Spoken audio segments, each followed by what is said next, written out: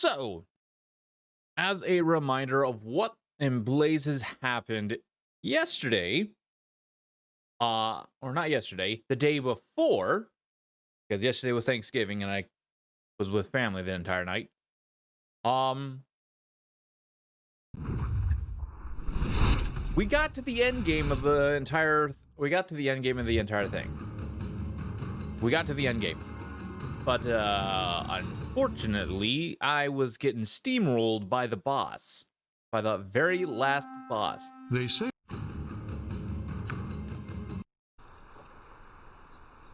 Yeah, I was getting steamrolled by the very last boss. So I decided to go ahead and roll it back to the point of to right before the point of no return. Luckily, I made that save. Luckily, I did, or else it probably would have been further back, which I would not have been quite happy about. And I decided to go ahead and transfer on over to Heart of Winter. It shall be done.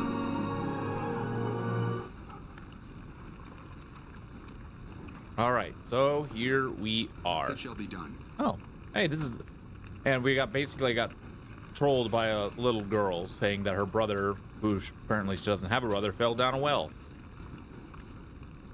Well now, aren't you a sight for tired eyes? A new face in Lonelywood, and such a handsome one too. What's your name? I'm Zircon. Who are you? Amber Dunn. Just Amber will do. How'd you get here? Are you here with one of the caravans?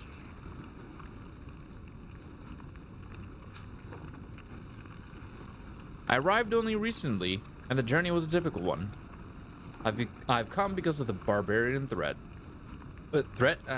There's no threat. The worst that could happen is the Northmen could burn this wretched little town to the ground. Best thing that could happen to the place, if you ask me. Ugh. Would you be pleased if this town, your home, or do you care nothing for your home or your family? My family? We are already dead. Another death will not matter.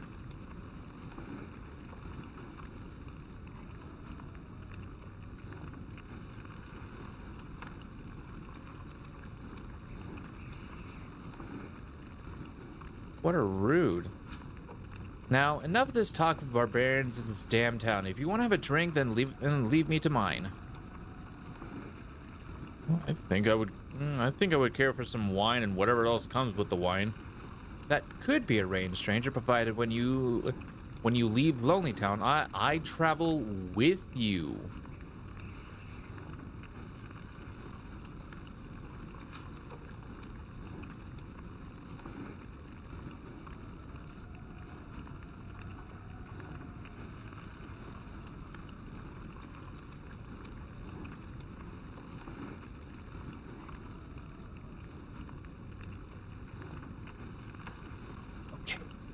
A small price for chasing away the chill of the road, I think. Very well, let's see this room.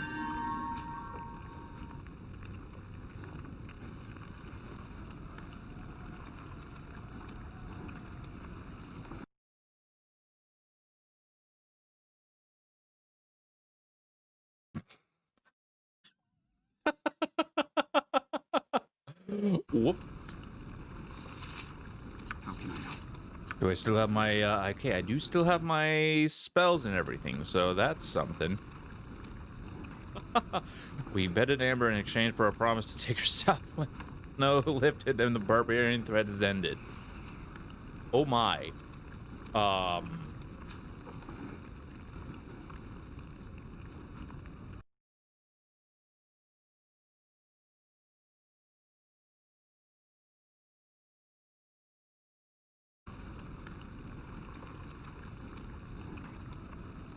It shall be done.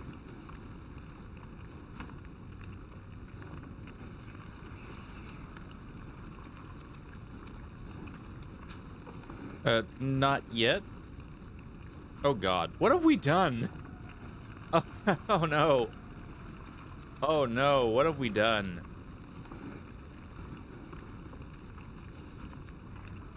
Yeah, okay, Ronald Tunnelfist. What do you be wanting, stranger? Can't you see I'd be into my cups? Who are you? I be Ronald Tunnelfist of Clan Battlehammer. And who do I have the pleasure of being pestered by? I'm Zircon Rold. Roald?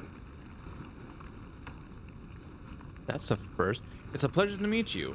Aye, a pleasure it is to meet new friends. Now speak your mind, what do you be?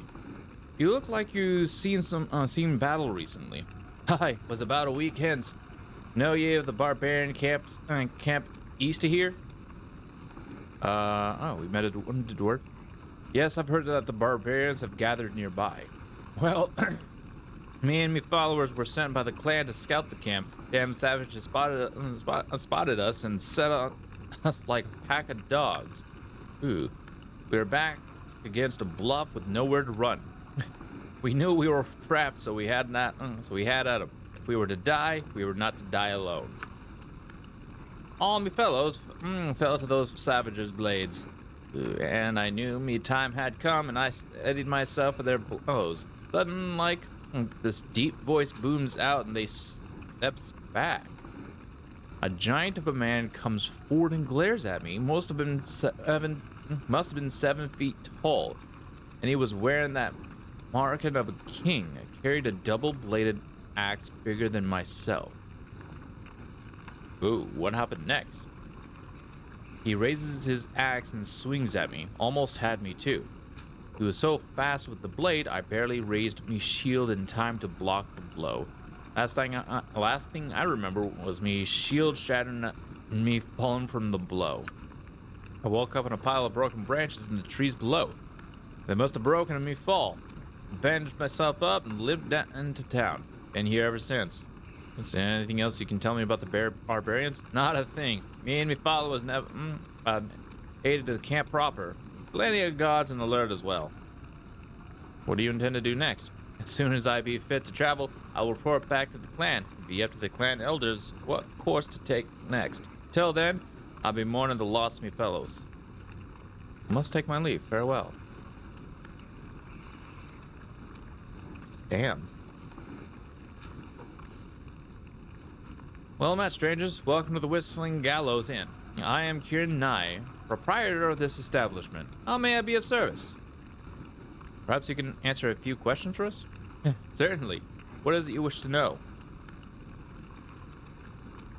Why is there a door hidden behind the mirror in your bedroom?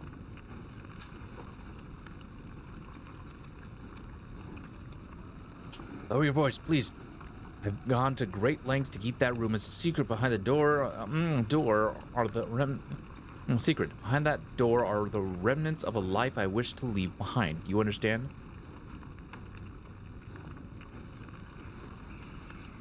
No, I don't understand. Maybe I do, maybe I don't. What's this all about? I see you won't be satisfied until you pry this secret from me. Very well. If you must know, I am an exile from an organization so paranoid and extreme that they would slay me for daring to break from their tentacular grasp. This organization is known as the Host Tower of the Arcane. Based in Luskan, they are a group of malefic wizards bent on gaining personal power at all costs. I quickly grew tired of their scheming and deigned to leave. Even now, they search for me. I hid here in the hope that I can lead a life as carefree as the settlers. Please, my friend, do not tell a soul of my past. You can count on me, Kieran. In exchange for your silence, you have my eternal gratitude. In addition, I can give you access to some rare and powerful magical devices that I have gathered over the years. Perhaps I'll take you up on that offer. Right now, we'd like to ask you some more questions. Oh, very well. Let me see what you have available.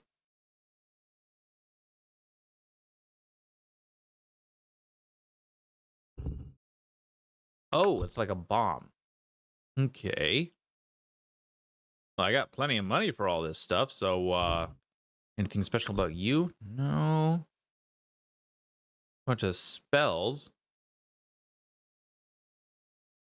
That's it.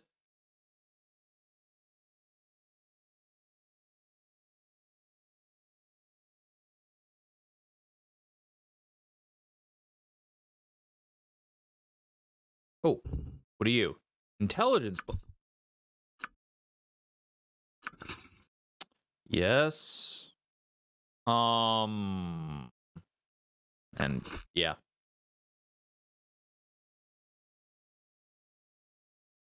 Reflected image.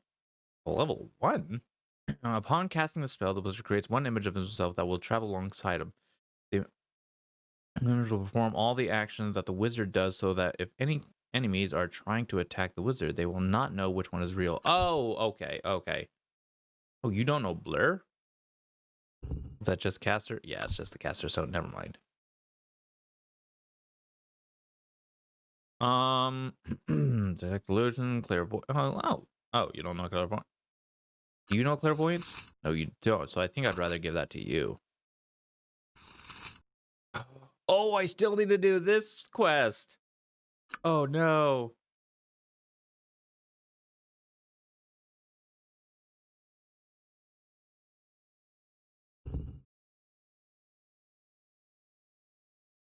This spell creates small globes of fire, one for each experience level that the wizard has attained, which are held in the wizard's hands in place of his usual weapons. The meteors can be hurled. What?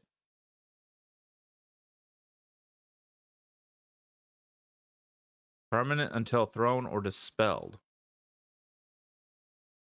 Which are held in the wizard's the spell creates mobile small globes of fire, one for each experience level. Okay, the wizard has attained, which are held in the wizard's hands in place of his usual weapons. The meteors can be hurled at targets up to a visual range and are treated as missiles with a +5 bonus to the attack rolls. Each meteor bursts into a fire sphere upon impact, inflicting 1d4 plus 3 points of piercing damage and 3 points of fire damage to any creature struck. The wizard can hurl up to 5 missiles per round. Per round? Oh.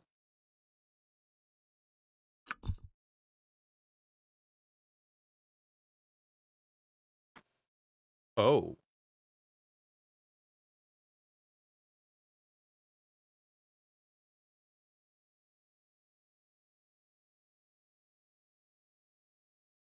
Mm, um.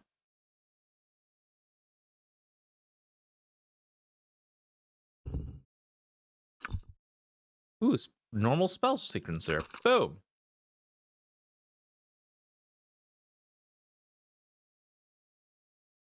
Bigby's clenched fist.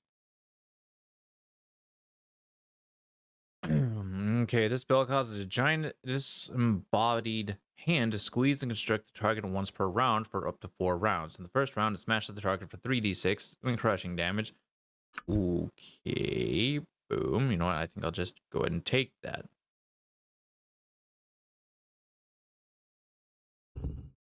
Well, actually, I don't know. Okay. In the second round, the target can save versus paralysis at a -2 to escape. If they fail to save, the hand does 46 damage. In the third round, the target can save versus paralysis with no penalty. If they make the save, they are free to move. If they fail the the spell does 66 damage and holds them for 2 rounds. After the fourth round, the spell is finished. Magic resistance will stop the spell. Oh, you can learn the spell? Sweet. Oh, it's a level 8. I'll buy it anyway. Why not? Okay, what else we have? Kaban's warding whip. Ooh, control undead? No. Sphere of chaos. Level 7. 1. Oh, okay, a minute. All enemies within the area of effect must make a save spell. They remain every round they remain in the sphere. The saving throw is failed when one of the following effects occurs. Target is polymorphed into a squirrel for 9 seconds. All enemies, okay. Target confused for 9 seconds. Target burns into flames, suffering 3d6 damage. Paralyzed for 9 seconds. Is disintegrated. 10% chance. Oh god. Each of these are a 10% chance. I wonder if this... Oh, this is a 20% chance. Target is randomly teleported. Target is rendered unconscious for 9 seconds. Target is hasted for 9 seconds. Oh. Oh. I like all of them up to hasted. Hmm. Um.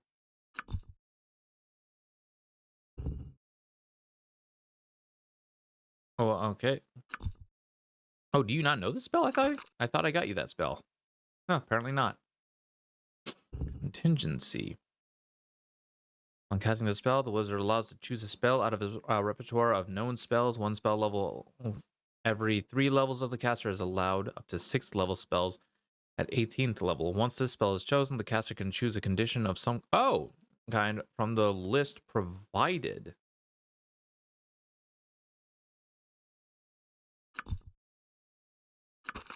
Boom. I suppose I'll take that. Okay, Phantom Blade, Oracle, Contact, Other Plane, no. Partial, no.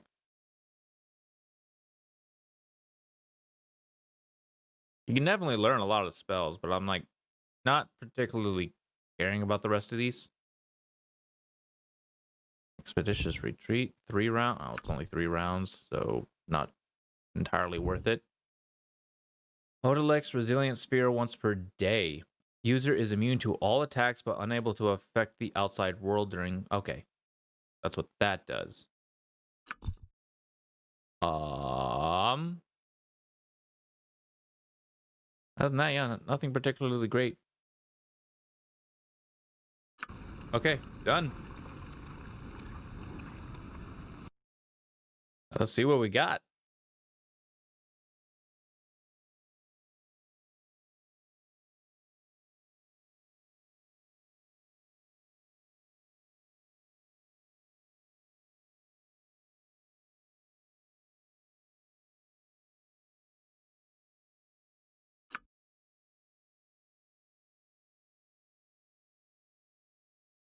Do.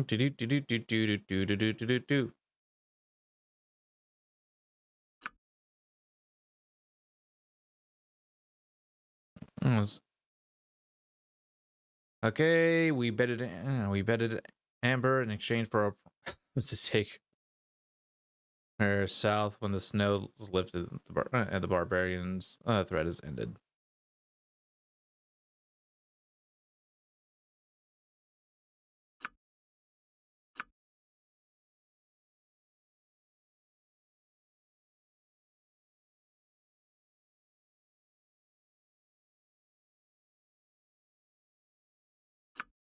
Hold on.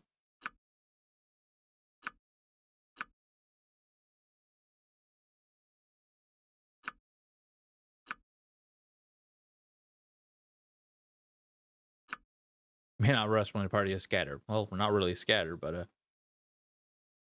darn it.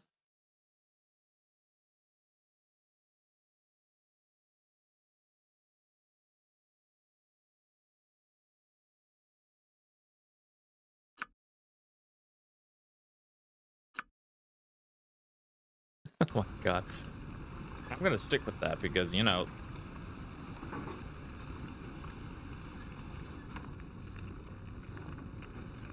could come in handy.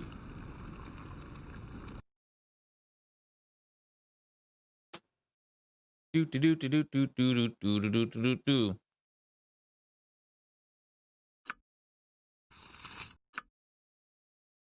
All right. Well, I think we got everything we could. Oh, who are you, Murdog? What's this? Why, look here, Master Curian. It seems that Lady Timora has blessed your coffers this season after all. This hearty band of brave-looking souls will surely keep your cakes flowing well into the night.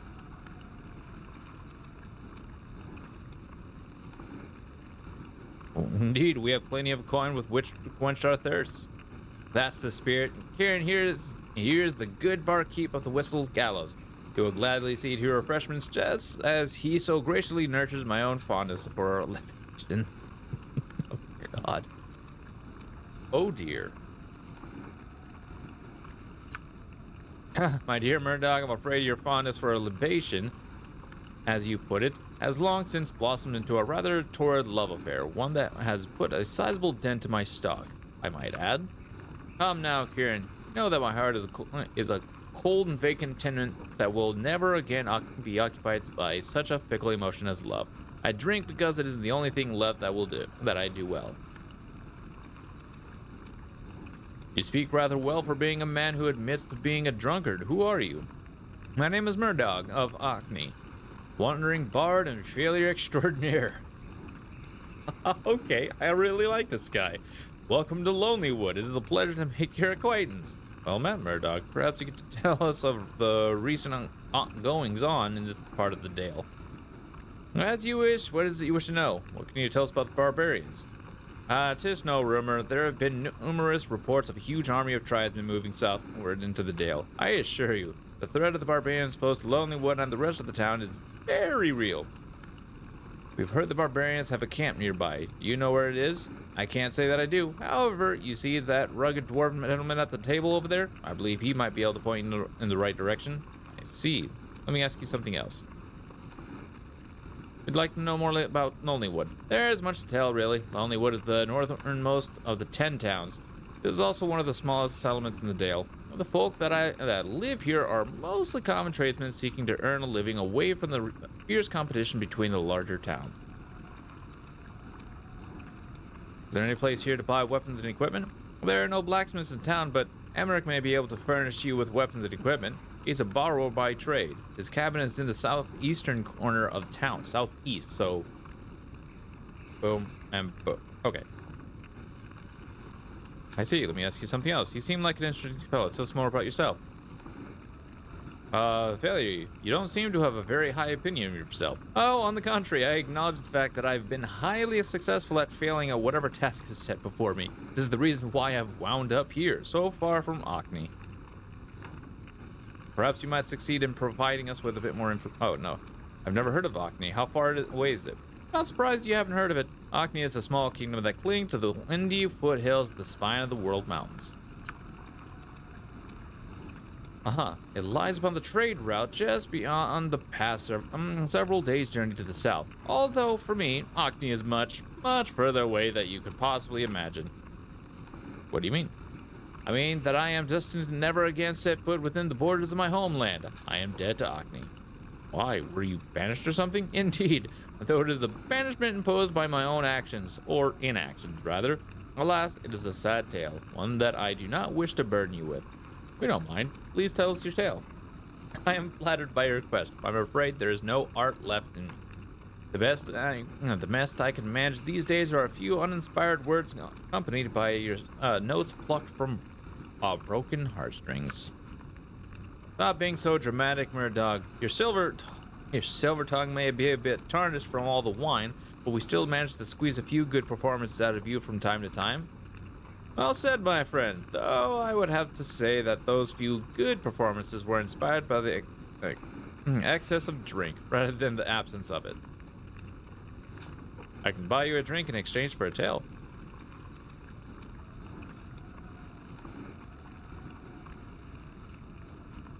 Very well, you supply the coin, and I shall spin a tale. Though I cannot promise you'll get your money's worth.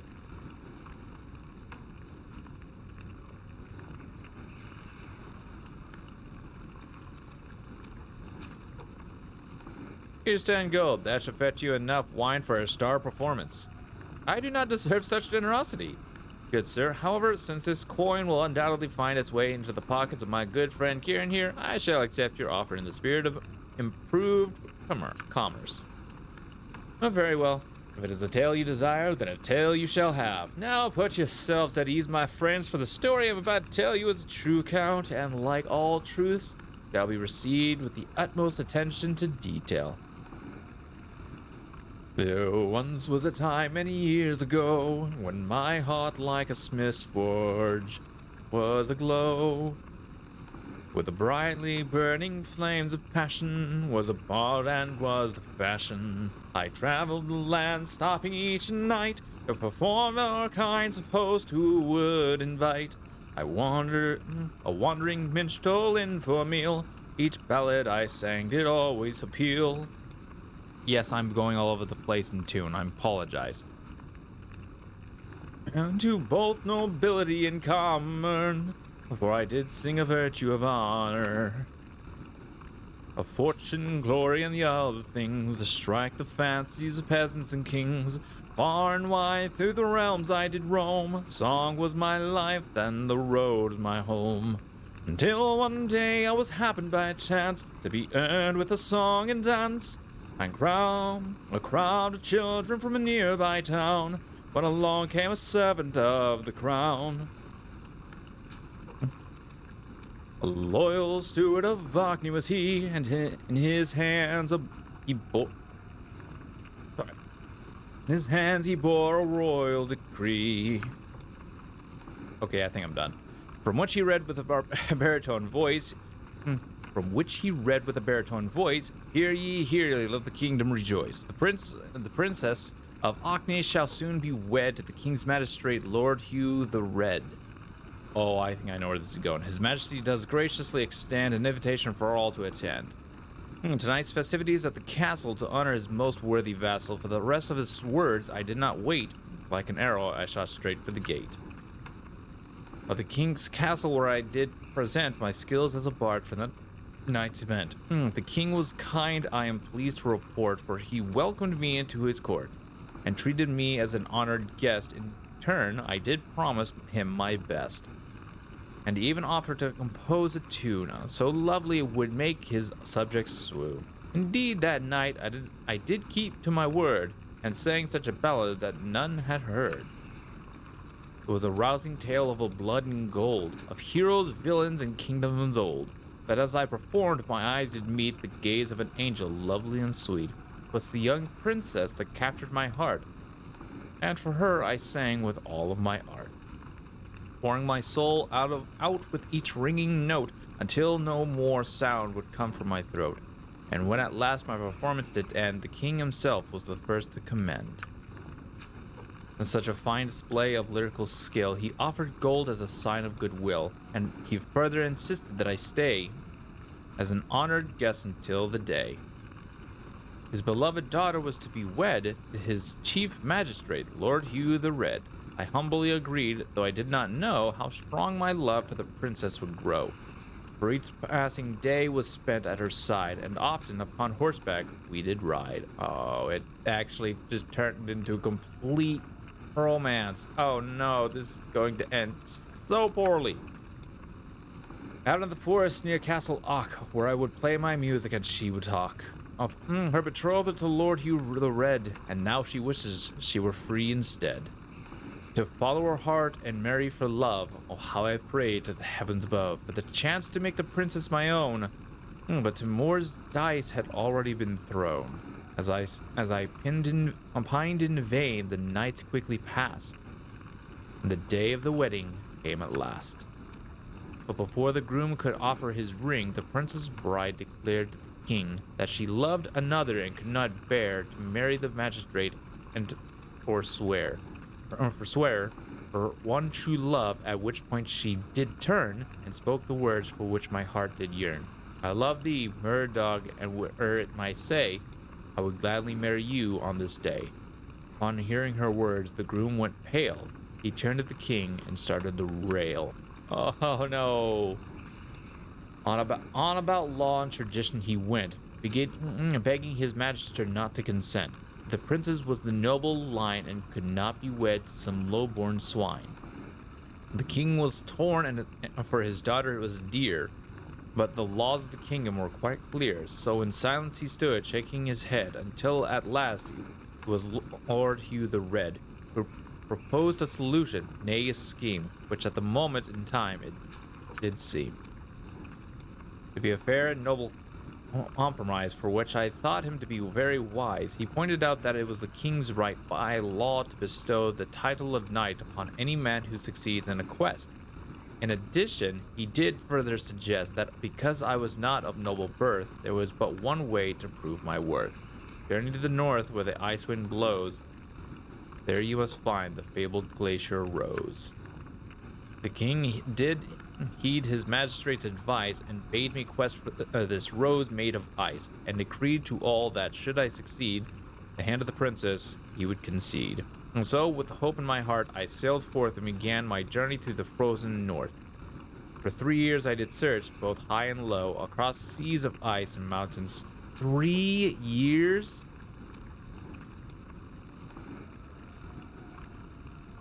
Oh no.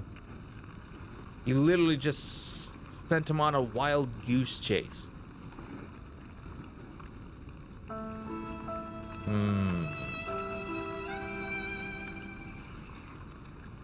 That's a sad drink to that, guys. It's a sad drink to that. Across these... I visited all 10 towns of Icewind Dale, but alas, it seems I was destined to fail. After 4 long years, I gave up my search and traded my quest for this lonely perch. For it was here upon this very stool that I realized I'd been played for a fool. For as surely as the ice wind blows, there is no such thing as a glacier rose.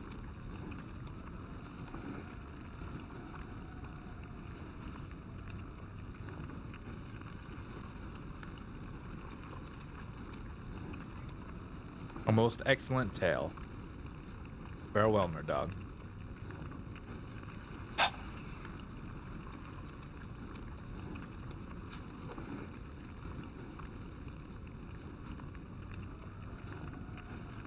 Murdog, we found this old journal from a bard. Could you try playing it for us? Oh god, really? Oh no. Let's see. This is a difficult piece, but I think I'm up to it.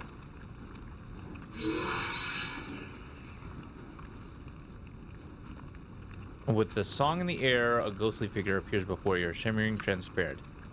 Blade, my old blade, where is my blade? Your blade, speak plainly, spirit. My blade, my blade. It takes one last sad look at the party before fading away. Oh. You know,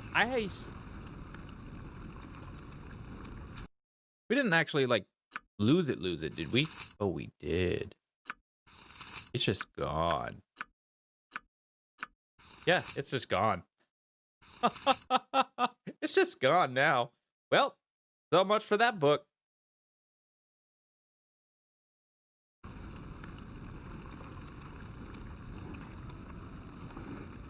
A rousing tale to be sure, but the spirit is restless. Look, it's looking for its old weapon.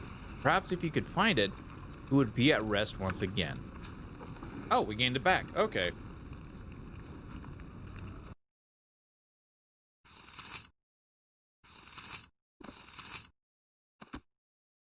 What's this weapon? Oh, this is the one against salamanders. Oh, probably sell that, but... anyways. Are you Tybalt's wife? Tybalt's wife? I sleep under his roof at times, but I am his wife. But am I his wife? In name only. May his innards freeze and his body be buried. Sounds like you bear a little love. I bear no love. I'm ready to leave. You think I haven't tried?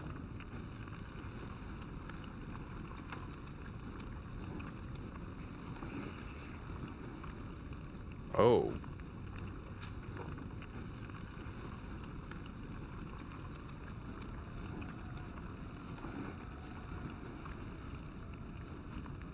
Haley, Smelly Haley, that thrice damned girl can't a day go by without that brat getting herself into trouble. Entirely too much of her idiot father in her. How long have you been drinking? Not long. I was just nursing this until you came into the door. Would you care for some? I think there's more stored in one of the upper rooms. Not at the moment.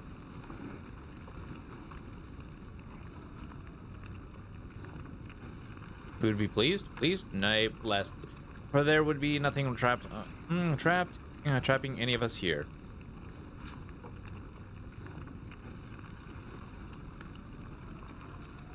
Ah, well.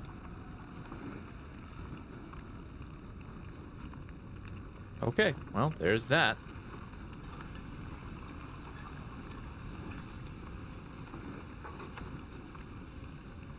command. Do do do do do do do do do do do.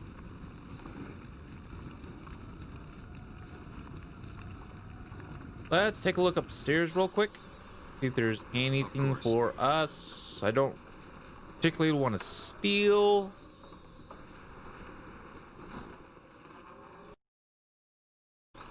No, I think we're good.